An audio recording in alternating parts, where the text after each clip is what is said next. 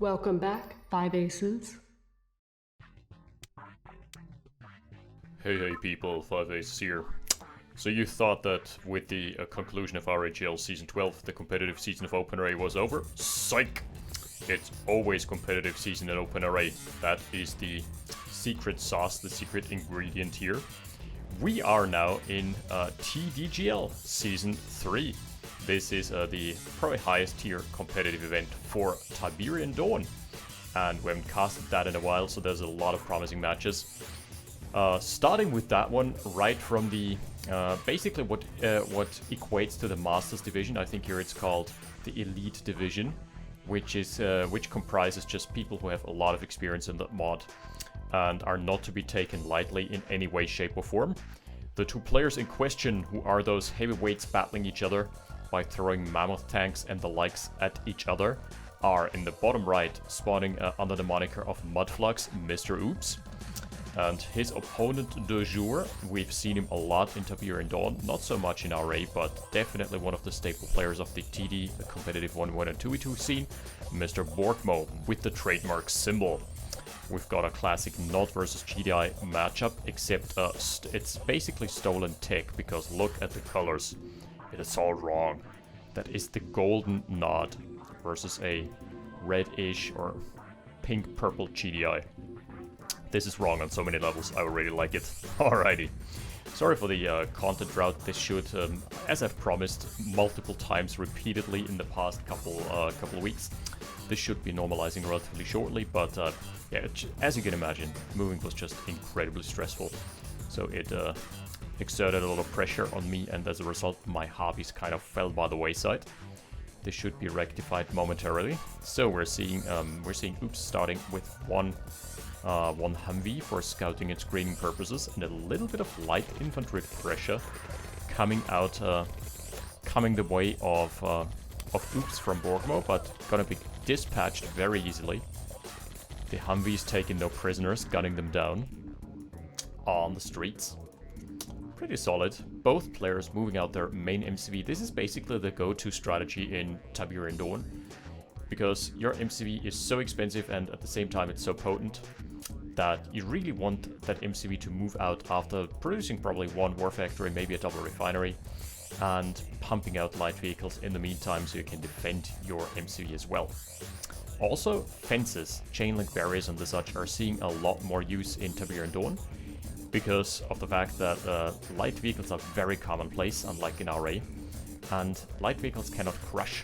They can kill chain link fences, but you can basically replace them faster than they can be killed, so there's that.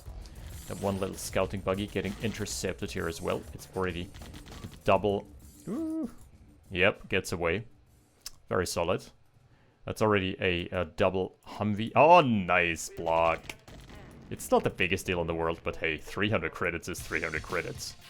Wait, that's a loaded up APC. Is that Grenadiers?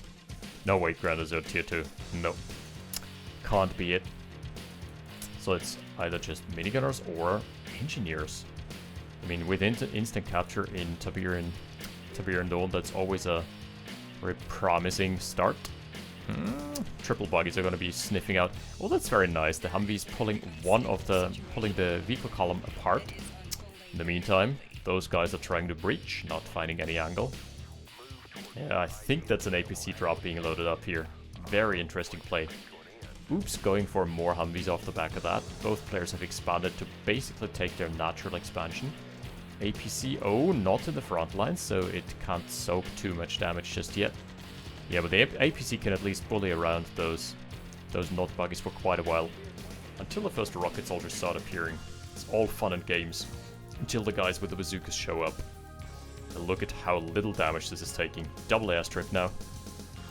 This should put an end to this incursion in a moment's notice. Oh, really nice. That APC trading so much above par. Oh, good kiting, but the Humvees the buggies blocking each other. And as a result, very nice trade from Mudflux. Nod bikes are now being mixed in, and this is where it gets really tricky. Yeah, there was double engineer drop. Interesting. Being sent home for now, being sent packing. Get your shovels out of here. Alright. is that a bait, the good old bait and switch. So we're seeing an infantry ball. This is a very lethal combination. Not infantry ball plus light vehicle combination. Oh, tier 2 has been unlocked from Borgmo as well. Tier 2 is relatively similar in timing. Usually wanted after your second or third refinery, depending on the map. Yeah, you can't breach here without infantry support. Doing a good job for now are those light vehicles. By the way, this is a best of 2, as is this the same situation as in RAGL, basically. There's always matches of the week. Oh, another APC has been purchased, and APCs can crush chain link fences, unlike the regular light vehicles, because they are treaded. Intercept. Here's the intercept. Good night, sweet prince. Oh, burns out on the chain link fence. That was an expensive loss. 1650 down the drain. What's the tech? We're going for medium tanks. No grenadiers just yet. I would honestly like to see a mass infantry build from GDI that's relatively solid against anything Nord has to offer at that point. Until the artillery starts hitting home. Because those are the bane of basically any infantry-centric play. We're seeing a triple tank, or just lots of tanks being moved to the front lines, and this is a very cool combination from Borgmo. He's got those on different hotkey control groups, because the tanks are basically so, yeah, they can soak so much damage, basically damage sponges. We're seeing MRLS as a response to those mass light vehicles, so it's very good. Interesting tidbit here is that MRLS are really bad against infantry, but they still serve their purpose in those engagements because they act in a way as a screen against infantry, because they make them go prone. Really nice from Upps, running through the infantry with the buggies, with the Humvees, and making most of them survive. That was incredible micro. That is gonna reflect itself in a combat tab is more even than I thought. But the assets are in Borgmo's favor, alright. The recon run-by has not done anything significant, just managed to get a Nord bike killed. We're seeing the third expansion being taken. Alright, this is shaping up to be quite the game here. By the way, those derricks, are they... No, those derricks were not taken for Upps. That is a significant income discrepancy. We gotta check that out for... Oh, sorry, that's the wrong one. Yep. Nice. I'm pretty sure those are the oils, because the harvesters should be relatively... it's 705. Nah, never mind. But good unit retention from Upps. Patching up all his vehicles. It's really... actually from both. It's really easy to do here, because a repair facility costs you basically nothing. So if I recall correctly, it's like 600. Really cheap. Ooh. Helipads, that's spicy as not. Going for Apaches. Apaches are good for a couple things, power snipes being one of them. Because power lines have very, power plants have very vulnerable armor types. He's trying to find structures that can snipe, but you need critical mass. Okay, artillery play. Artilleries are so flimsy, even more so than Nare. We've seen this before, they pop like water balloons. Okay, more infantry being added as well. I'm not sure about the game plan for now. It's starting to look like maybe a flamer drop. Is this gonna be a Chinook? Nope, it's Apache longbows, but a Chinook would be a good call. I would actually not hate that at all. Okay, tanks being sent into the meat grinder. Yikes! Yeah, these tanks do not exactly have the best half-life here, life expectancy here, huh? That's some North Korean levels of life expectancy. Yeah, rip. Oh, artilleries, though, are in a pretty good position. And the artillery is being able to free fire. Yeah, there's no air support here just yet. Plus, the Apache has found its way into the MRLS. So the fire support is all gone, but still the medium tanks stand strong. Really good play from Upps. Cool idea with the flank from Borgmo as well, but ultimately just not panning out the way he wanted to. Yeah, look at the pop. 2 shots. Pop! So, like a balloon. Is there a double prong? Nope. It's contemplating maybe going for the north end of the map. Is it time for tier 3? No, not yet. Both players have an airstrike almost ready. This could be a game changer on both sides. a really good flank, a really good surround is being prepared from Borgmo's forces, who has transitioned into almost exclusively light tanks, which is a very potent army composition if supported correctly with a little bit of artillery fire. APCs are coming in for the anti-air. That's a good call. Also for crashes. Oh, in comes the airstrike. It's probably gonna whiff. Takes out a good chunk of infantry. Not too bad. Not too bad. Only medium tanks remaining for now. Upps has basically played this without infantry, so interesting choice on his part. And he's being pushed back. He's being punished as a result. We're gonna take a look at the combat yet again, but this is still an even game. The game changer is in Borgmo's hands because he has an airstrike ready to go, and he can bust through some defensive lines if he desires. So, yeah, look at that. Those are not taking any damage. Flamethrowers are incredibly tanky in this. And also they do not do AoE damage, unlike in RA. Or AoE friendly fire damage, that is. Apaches rearming themselves mid-air gives them a really good edge and staying power. Yeah, this is starting to look really good for Borgmo. There is barely any anti-air left. APCs are coming in now. Alright, alright. Man, both players trading blows here, but there's another detachment, and this time it's lots of light tanks. Basically running in unopposedly. Yeah. Basically unopposed, and APCs are not going to make it to the front lines anymore. I feel like this is the cue for the Apaches to go wild. They have actually paid off. I usually don't see this that much, but those Apaches have been insane. Really good value, hasn't lost a single one. Yeah, he's now onto the war factory, onto the ore lines, and this should be game over in just a hot minute in round 1. Very, very solid play from Borgmo, who is definitely the more experienced TD player, but Upps is always good for a surprise. Oh, he's backing himself into a corner, and here comes the danger close airstrike. Oh, takes out a sizable chunk of Upps' army. Also a harvester falling prey here as well, and that allows the infantry to go to town. Yeah, Borgmo has got this in the bag. All the harvesters, the economy lines being systematically dismantled, and another dispatch on the way. How many airstrips were we up to? I'm gonna have to take count. Just those 2? Okay, but he's taken a 4th base, so that's the economy. He has won the economic battle. That's for sure. Yeah, that was an insane game. That was both players going toe-to-toe and really trading blows evenly up until Borgmo managed to capitalize off of one engagement. Sick. We're gonna be back with game number 2 in just a hot second. Battle control terminated. For game number 2, we're finding ourselves on Reaching Out. Just for jokes and laughs and giggles, I am going to do a map analysis because I'm so familiar with the TD map pool, you won't even believe it. This time we're having, GDI again, and GDI mirror match this time around. Chance of mammoth tanks. Okay, barracks versus a risky build on a map with close spawns. This is not too close, so I guess there's time to skip barracks if you desire so. Is this gonna be a war factory rush? Anyway, so really low starting tip. I mean, starting ore is really low in that it is literally 0, but there's also very, very low starting ore. So in this map, you need to move out. I think that's the idea. Build a refinery, build a war factory, move the hell out. Yep, that's exactly what he's doing. But he should supplement it with getting some chain link fences ready, because if there's any infantry pressure, this may spell trouble. Interesting.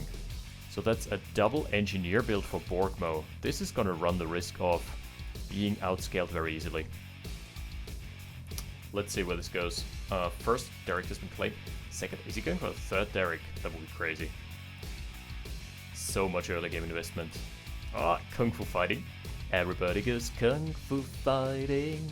Those kids were as fast as lightning. Yeah. I love those moves. This used to be, I think, a hidden feature in the originals, because I don't know how many of you know this, but in the original Tiberian Dawn, it was originally planned for the infantry units to have melee combat as well.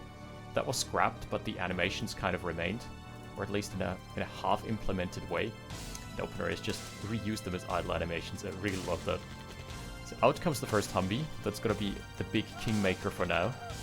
But he has lost 3 derricks. Nah, just 2. Oh, this could be so annoying. You could get the block on the deploy for ages, but doesn't spot it. So as a result, Borgmo gets his expansion established. How about... Yep. Upps is a little bit ahead, as is to be expected. He's also taken his engineer now. Oh, by the way, refinery pad blocking is no longer a thing with one vehicle, so... That was really good timing. Borgmo waited with engaging with the Humvee until the enemy Humvee had shot the first volley from the chain gun, because then it just ensures that you're gonna win the engagement. Really good timing. So, where does that leave us? Borgmo has his eyes on all the old derricks. So yeah, forgot to mention, but this is a very oil-centric map. So, really viable to go for a couple engineers at least as soon as you've got your recon set up. So this time around we've got, I still only have 2. 2 over nil though. Gets a full read on the base. Borgmo himself, both players going for a tech right away, feeling that they're feeling confident in their ability to macro up from here. APC versus AP. Wait a sec. That's 2 engineers. Uh-oh.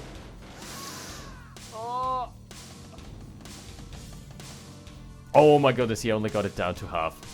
That was so close. That was a counter engineer already purchased for Borgmo. Good hustle here.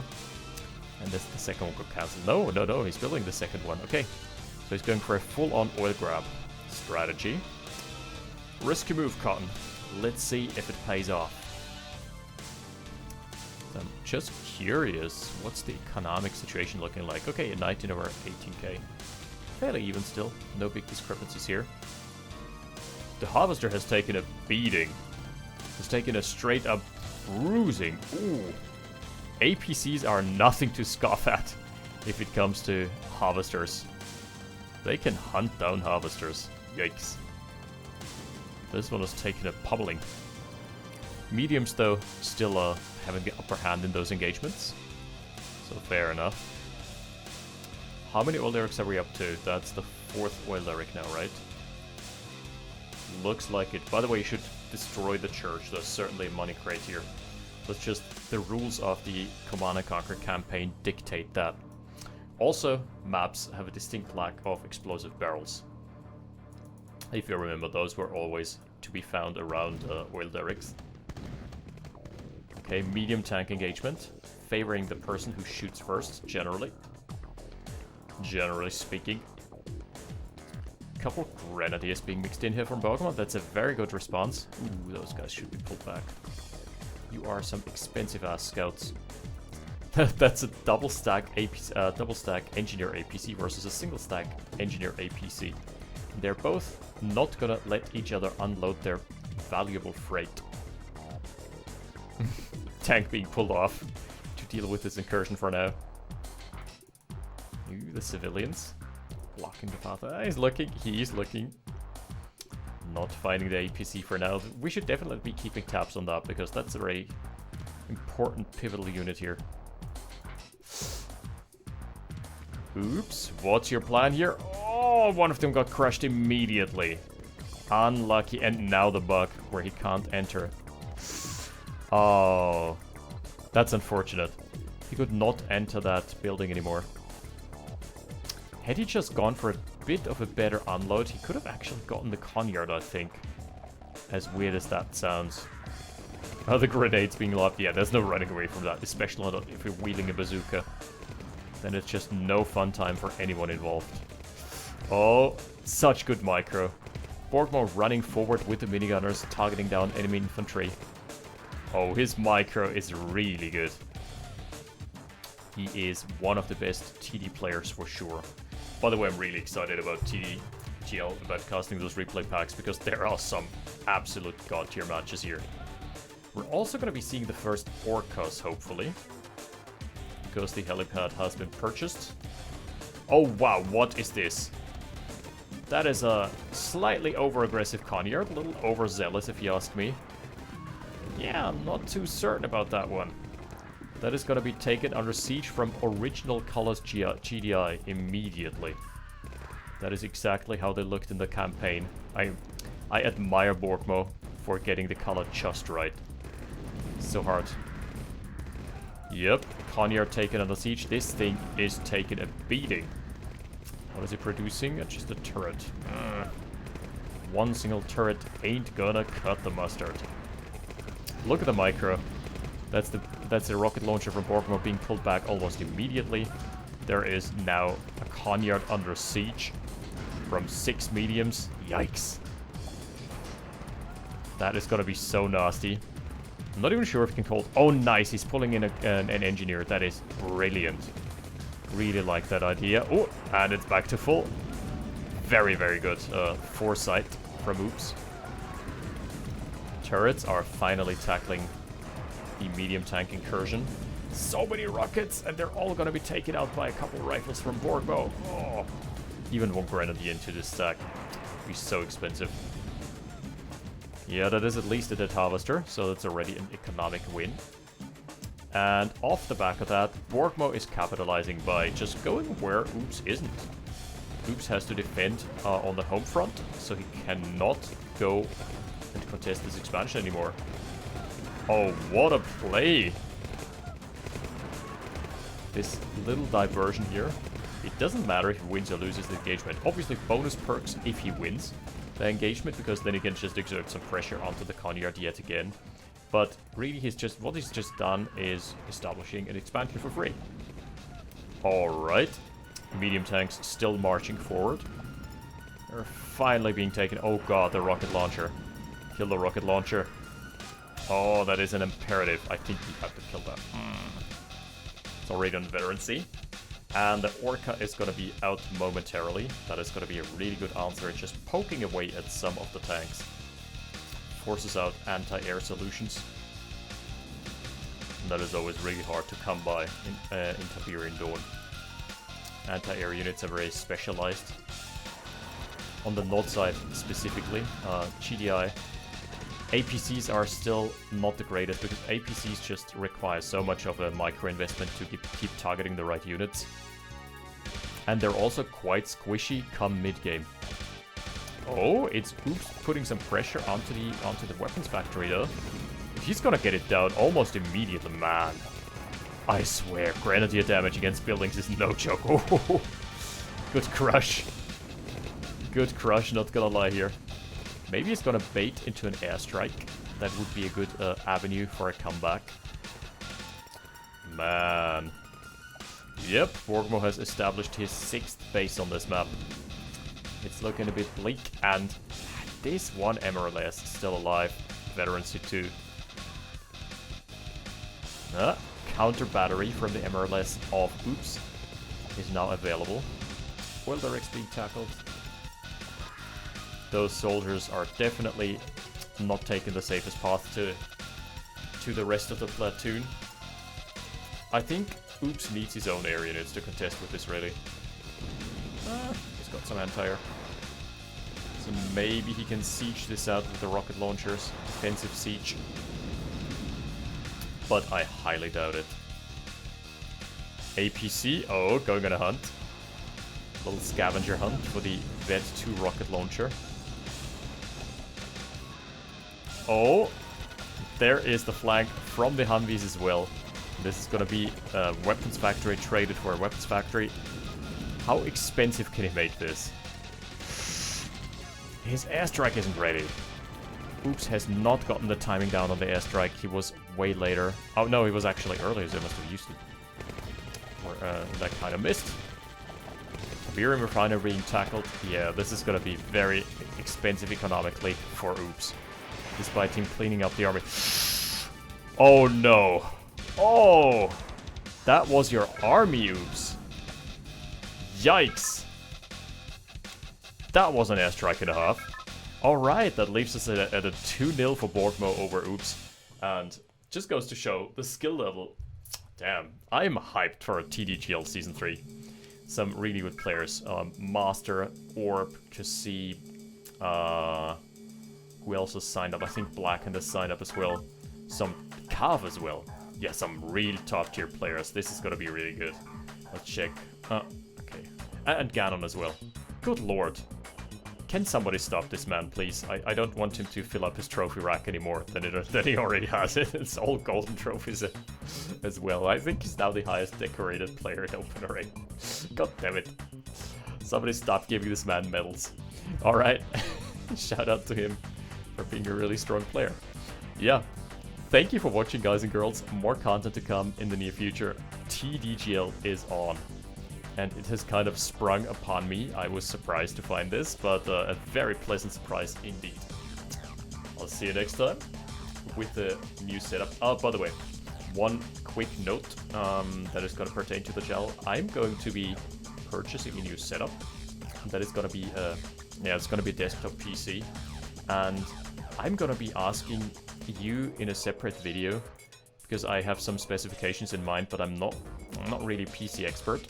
So I'm going to be asking, I'm going to be crowdsourcing this type of knowledge to just ask whether those specifications that I drew up are going to be any good and let you know. Yeah, I'll stay tuned for that video if you want to chip in on giving me some tech support. Don't worry, it's not going to be an e-begging video because, yeah, it is already, it is paid basically. I just need technical support on whether or not this hardware configuration is gonna work. Yep, that's it for now. See you with TDGL in a couple of days. More content to come. I'm hyped. 5 Aces out. Battle control terminated.